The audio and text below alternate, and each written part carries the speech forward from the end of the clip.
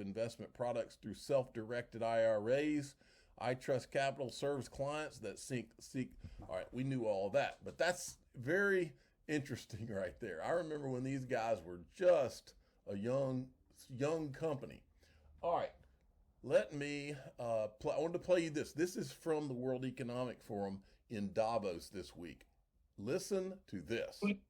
The fourth industrial revolution, which came upon us in the last few years, has truly now shown itself in this last 2.5 years to be the only possible way to take away the poverty of the world, to support all the SDG goals that UN has set up by 2030. There is no other way but for us to serve the society, but in a very strong digital infrastructure that needs to be provided across the entire globe. Hans is right. Billions of people are still not on internet.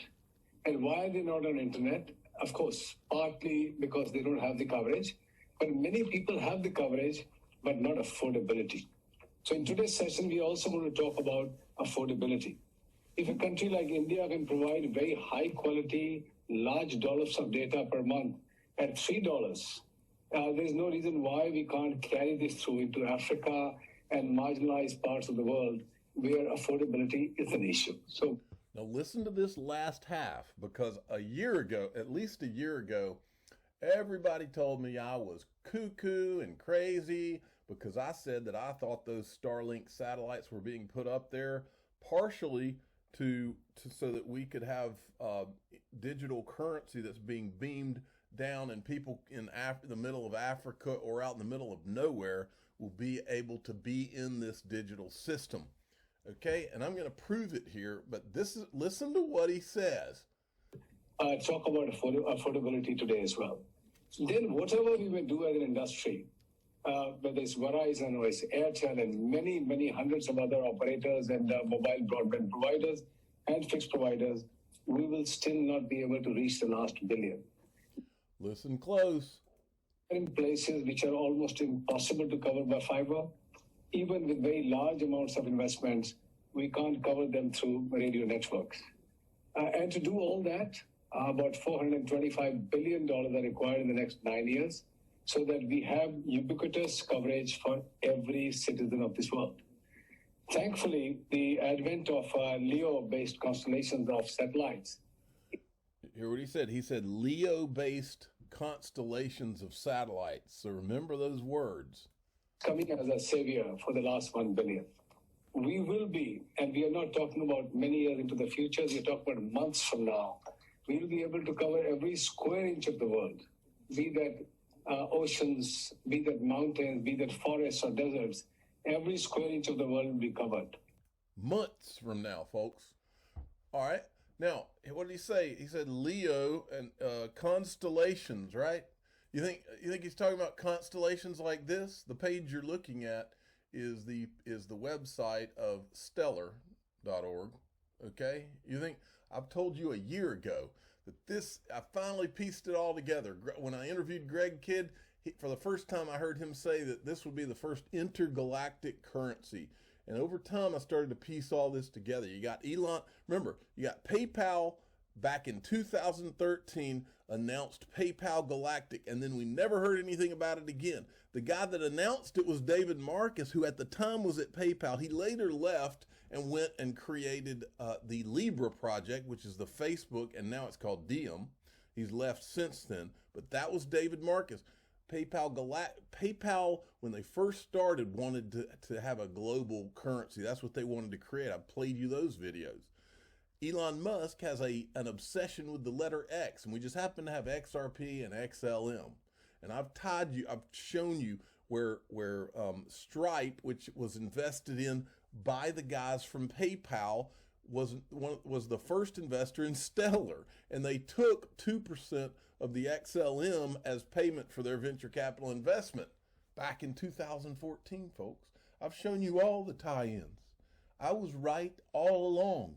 and it's XRP and it's XLM, and these are both going to be intergalactic currencies. I've shown you the commercial that Ripple did, where they're showing money that's beaming out in the middle of Africa. There's a picture of some people with an elephant, and then you see a guy in an astronaut, or a guy or a woman in an astronaut suit. Well, how are they beaming that down? They're doing it through those freaking Starlink satellites. But I'm not done. I'm going to prove it, folks. So this is, I always knew this, that's why it's called stellar, interstellar, okay, right? Well, and then you got Starlink, it's all, the X is everywhere, right? Then you have this is IBM. Remember, IBM partnered with Stellar a long time ago. Space tech, transforming satellite launches with blockchain. I showed this a long time ago, but it's worth seeing again. SpaceX, set to launch 60 satellites for Starlink mega constellation. SpaceX designed Starlink to connect end users with low latency, high bandwidth, right? Okay, IBM and Cloud Constellation Corporation are working together to build a range of prototype solutions, from edge computing space to exploring how blockchain can optimize the logistics and supply chain of the space tech industry. Cloud Constellation, in partnership with, there you go, Leo Stella. Okay, then you can look down here. First of all, business network created among the following partnerships: Cloud Constellation, satellite manufacturer Leo Stella. And here you go, Leo Stella confirms delivery of Black Skies Earth observation satellites for SpaceX launch. Okay? I mean, folks, I'm telling you, Elon Musk and Stellar and XRP, I've always felt like that SpaceX and all of that was a part of the same freaking project. I still believe it. Okay, Perion Boring from the Chamber of Digital Commerce was tweeting today about how blockchain-based cryptocurrencies like Bitcoin will help return America and the world to stable money. All she ever talks about is Bitcoin. So I retweeted her tweet and I said they should change the name to the Chamber of Bitcoin Commerce, because from what I can tell, this is not an industry organization. It is a Bitcoin and Ethereum organization, because they have not even weighed in. They're supposed to be this industry player that supports the industry, but from what I can tell, that's not happening. Okay, ProCoinNews.com, who is the official sponsor of the Digital Asset Investors Hunting and Fishing Club, right? They put this article out today. EPA tackles power plant crypto miners. And by the way, wait till you see what I'm about to show you, folks. But anyway, they're showing on January 11th, the EPA denied a request by Greenbridge's Bitcoin mining operation to continue using their coal ash pond for waste until 2023. How many times, folks? How many times do I have to tell you Bitcoin was a prototype? It was never Bitcoin. Well, today you don't have to take just my word for it, because I've got a video that you're going to find quite interesting, and here we go. This woman's name is Catherine Austin Fitz, and she is no dummy. I've always assumed that Bitcoin was a prototype. The thing to understand about the central bankers and the group of people, not so much the central bankers, but the people who own them, is they are very disciplined about prototyping.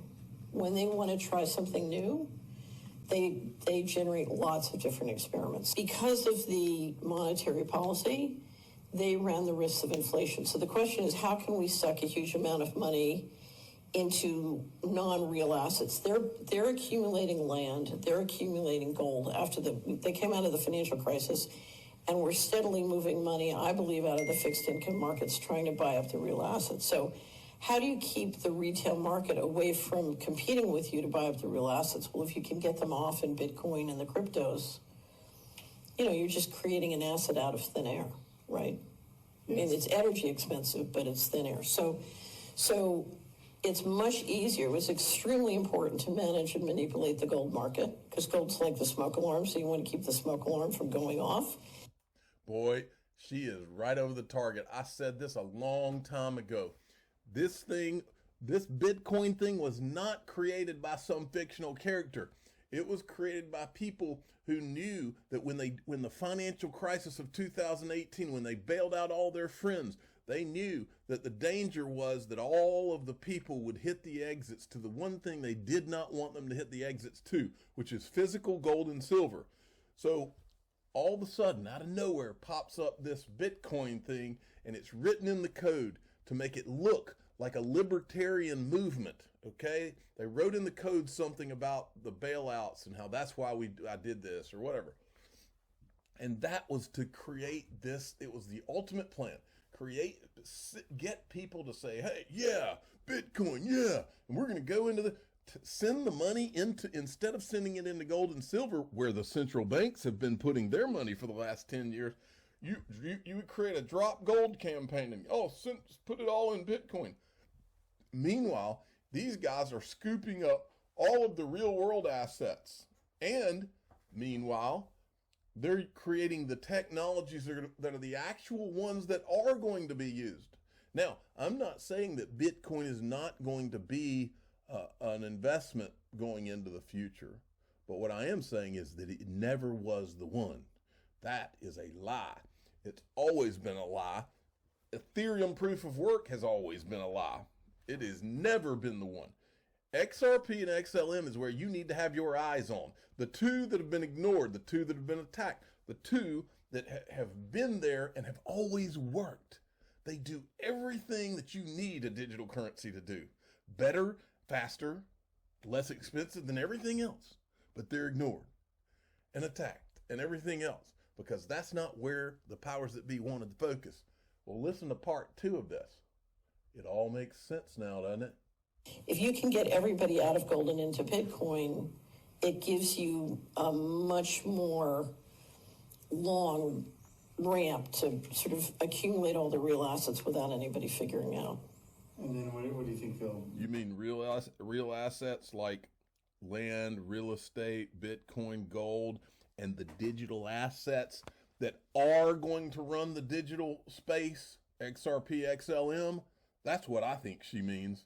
Run up and then crash it, or just kind of let it run parallel? So I think Bitcoin's been pumping and dumping, so think of it as in a bull market, you pump and dump your way up.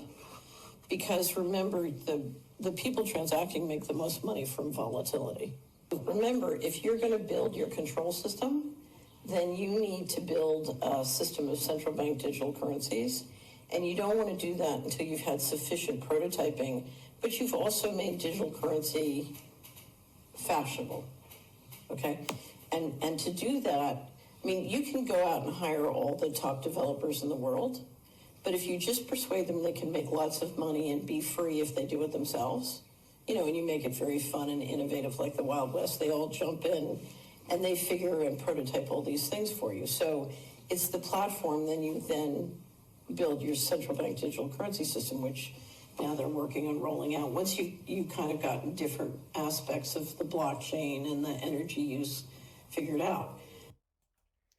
I'm the digital asset investor. I'm not an investor.